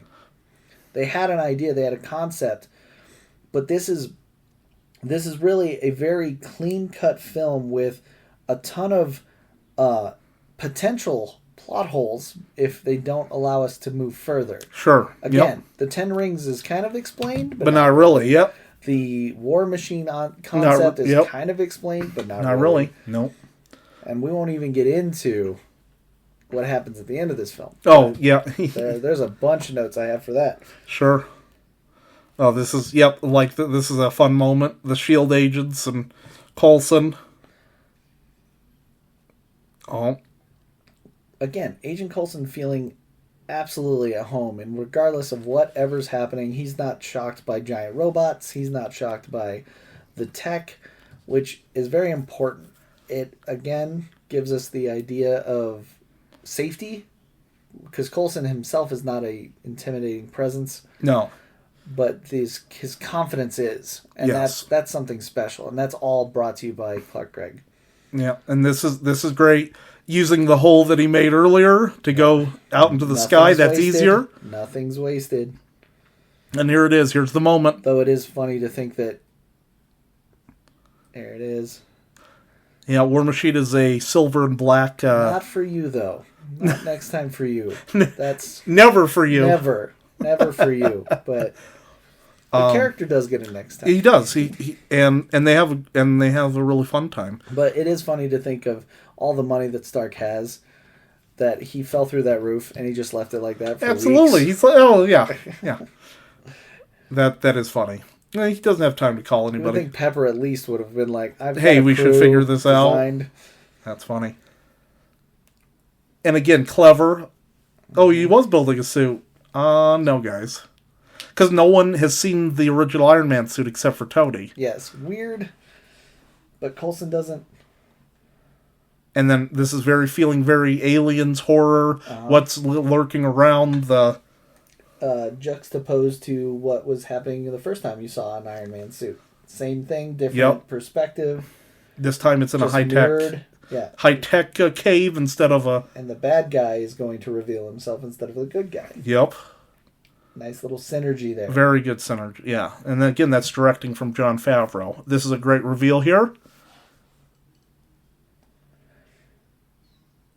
Oh, yeah.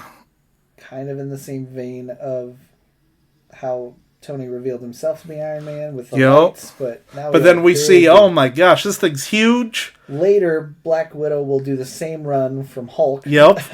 I noticed that as well, which is... And now we get into the superhero action. Now we're getting into the fights. Let's do it. We're in full-blown Iron Man mode now. Yep.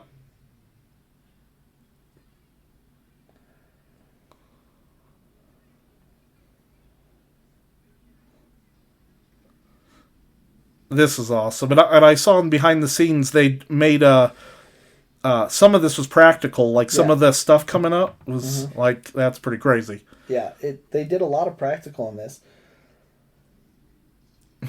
I enjoy the robot Jeff Bridges' voice. Yes. Overkill. That is a giant gun. That is. And I love that he pushes... Yep. Now, at the time, I remember when this was coming out, I was listening to a podcast, and one of their listeners was a visual effects artist. Okay. And they put the name of the podcast, Comic Geek Speak, was the name of the podcast. And somewhere along here, one of these cars has a license plate with their initials and their name or whatever on wonderful. There. Yeah. I've never been able to freeze frame it or find it, but... This is an homage to, I will always say, to Superman. Oh, yep. Initial to superheroes in general. Yep. This is great. Catching the... Right here. Yep. That to me feels like a Superman homage. Yep. And I love that the mom freaks out and hits the... Yeah, please stop doing that. And Iron Man's like, come on! Nice touch with the... I mean, if you got the kids in the car... You gotta. I understand. Run his ass over and get the hell out of there. You got stuff to do. Yeah. Your night you gotta isn't gonna... those kids. That guy. That poor man. And Yep, everybody. This is a bad Tuesday night or whatever, walking around, just getting on your bus. Wow. One of the things I didn't mention is this is also filmed in L.A. mostly. Okay. And it was to try to kind of combat the trope that had kind of built of heroes in New York. Sure. So it opened it up to like. Well, and he was a West Coast Avenger, so that's pretty cool. But that's why he's not in New York in the beginning, is because it was just done over and over. It was, yeah. Oh, Roxxon Corporation. That's from the comics as well. But yeah, and I love Marvel Comics. I love them, but I do like that when Marvel Comics go somewhere other than New York. That is always nice. Yes. Even though that is where they're home. I was going to say, most of Marvel heroes are just landed in New York. They run into each other constantly. Exactly, yeah. But it's always nice to have... They have been, in the MCU, they kind of spread them out, which makes way more sense. Yes, it does. And I like that, and in today's comics they do it too. Love this visual effect, showing just the smoke and it can barely do what Iron Man can. Right, and the amount of exhaust it has to do to be able just to do, like, clearly there's a better designer here. Exactly. And we're going to be set up here for something that happened earlier. Remember his first flight? We know, the audience knows, and Tony knows, because this is what you do when you do a project. You work at it, you try, you find something that you had no idea that was going to be a problem, and then you fix that, and then you move on. That's how you do problems. This podcast is exactly like that. Exactly. We're working out the kinks. We're trying to figure it out. This is an early episode 2 of our podcast. Exactly. It's not going to sound the same. We're going to add things. We're going to be able to manipulate. We're going to get in our groove, and we're going to have a sweet Mark V outfit. Exactly. soon. But if you don't go along that journey, you're going to be like Obadiah, and you're going to make really easy mistakes. Like this.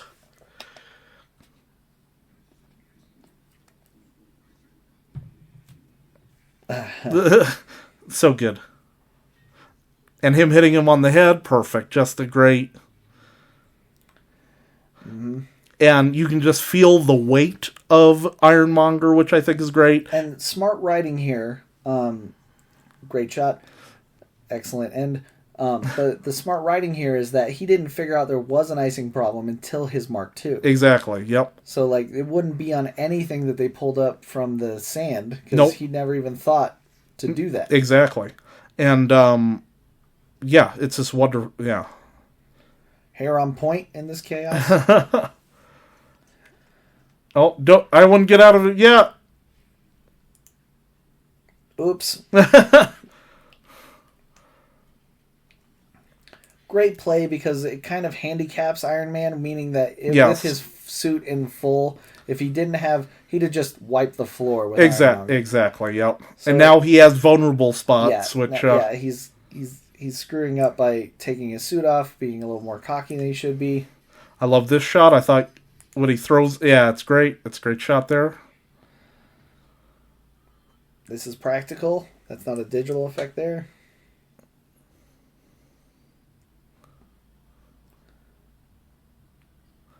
He's using his Bluetooth. I love it. Yes. You're going to do it. He's got to be quiet. And again, everything's in smog and, making it feel, Make sure we save our money where we can. For God's sakes. I'm sure this is all very expensive. Yes. She knows how to undo all the levers, but I'm sure he told her. Mm-hmm. And I like this. This is good. This looks important. This is something that Ant-Man's very good at, just ripping all sorts of stuff apart. Yes. That's kind of his go-to mode. I'll go in and just start pulling plugs. Now his helmet's off, so now he's vulnerable there too, and But we got to have the This is a trope that stands to this day. I don't care how big, I don't care how impacted you are in your suit. We gotta pay the actors. We gotta see those actor faces. We gotta have them have a moment together. Like, why would you? Yeah, you paid for Jeff Bridges. You paid for RDJ. We gotta have them at peak hero mode and peak villain mode. So you gotta let them act. Let me show me their face. Exactly. And I like this, setting up again for the Marvel Universe and for just this movie. he's setting up for something that he wouldn't have done at the beginning of the movie. Maybe some sacrifice, maybe some... Yeah. I mean, from this point forward, it almost feels like Iron Man wants to sacrifice. He wants to do it correctly. Yep. And the beauty of the character arc that would take forever to get is eventually he gets to a point where he doesn't want to die anymore. Exactly. He has a daughter, he has a wife, he's in love, he's happy, he figures out. Yep. And that is the moment where the door finally comes knocking and says, "This is your opportunity. You can now sacrifice yourself." Because before that, when he has really nothing, he keeps trying to. He keeps trying to, like, this is my moment. I'll sacrifice myself. Yep. And this is, we think this is him getting that lesson, but this is just the first step of the longer lesson. Because he does it in the next film, he does it in the Avengers film, he does it in Ultron. Yep. And it's never the right time. Nope. The time it becomes is when he actually has something to lose. When he has everything to lose. Yes. Everything. Excellent. And he does it. And, great visual effects here. Really feels like they messed Jeff Bridges up. Yeah, that didn't feel like it looked good. And also I saw in the behind the scenes, there were scenes where they were talking and he, like, fell by, like, Iron Man, like, hitting him or, him falling or whatever. But this is a lot better, the way they did this. Thank goodness Pepper Potts got out of the way there. Yeah, that would have been bad. And the scene that they're going to show here, even down to this, Jon Favreau's shot here, they're going to use all the way up to Endgame. Yeah. This right here. This shot here. This will be used just a lot. Yep. But it works. I mean, that's how you know if, his heart's working, if he's alive. Mm-hmm. That's a great representation of it. Okay, the audience, if you've never seen this, you go, what happens? But I like that they don't take too long for you to...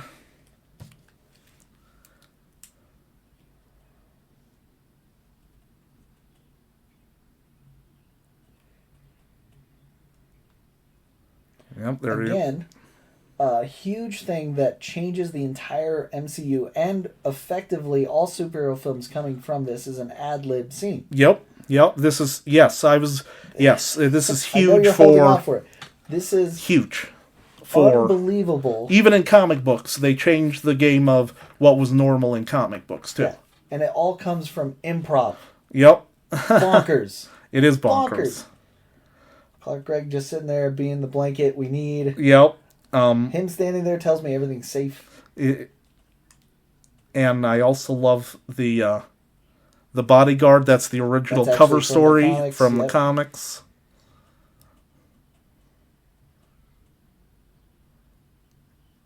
Oh. 90 seconds.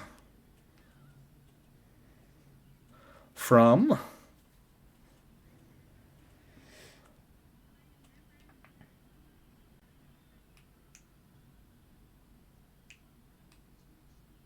There it is. Nice. Boom. Great line. Great. Clark Gregg just signed his whole life over. For the next 10 years. Yep. And then I love this. This plays back to the last time they were together, which was 45 minutes ago when we talked about her just leaving him there. And I remember watching this in the cinema going, he just left her there. Are they ever gonna... And they bring it up here, and I was like, okay, this movie knows what it's doing. Yeah, again, they're taking it very seriously, and they needed to because there was bankruptcy on the line. There's something that we'll probably never be able to get because when you do Marvel movies now, sure, you just have this padding that you can just work with, and you're like, it's success now, yeah. But this back here, this was it. But this was these the are Marvels people that are fighting for meals on their plates. So they are going to take it very seriously. It's kind of like you decide to start a football team, but you need to win the Super Bowl that season and to keep it going. Yes. And they did it, that's how crazy this is. Impressive. Yeah. I can't imagine the type of stress they were going through. I can't. No. Unbelievable. No, but this is going to set the entire thing for the Marvel Universe here. Mm-hmm. Again, anytime Tony was by himself, I promise you RDJ was just given carte blanche. Go. Third time a charm. Leslie Bibb. Mm-hmm.